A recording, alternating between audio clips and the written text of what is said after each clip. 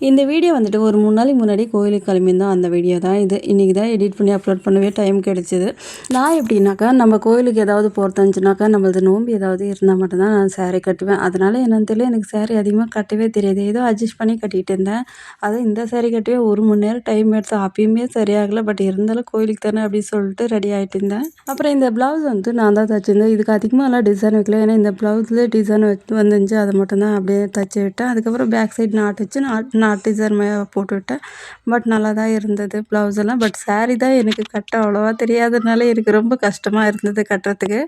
சிம்பிளாக ஒரு மேக்கப் போட்டு அப்படியே ரெடியாகி கிளம்பியாச்சு கோயிலுக்கு. ஏன்னா வந்துட்டு எந்த கோயில்னு பார்த்தாக்கா, நம்ம ஊர் பக்கத்தில் ஊர் முனியப்பா கோயில் இருக்குது. அந்த கோயிலில் வந்துட்டு இன்றைக்கி பொங்கல் வச்சுட்டு ஆடை இருக்கிறவங்க ஆடை இருப்பாங்க, கோழி இருக்கவங்க கோழியாக இருப்பாங்க. அதனால தான் நானும் என் சிஸ்டர் தான் கிளம்பியிருந்தேன். போய் பொங்கலாம் வச்சுட்டு சாமி கும்பிட்டுட்டு இன்றைக்கி கோயிலில் பார்த்தா பயங்கர கூட்டமாக இருந்துச்சு. நாங்கள் வந்துட்டு கோழி தான் அறுத்தோம். கோழி அறுத்துக்கிட்டு வீட்டுக்கு கிளம்பியாச்சு. இன்னொரு வீடியோவில் பார்க்கலாம்.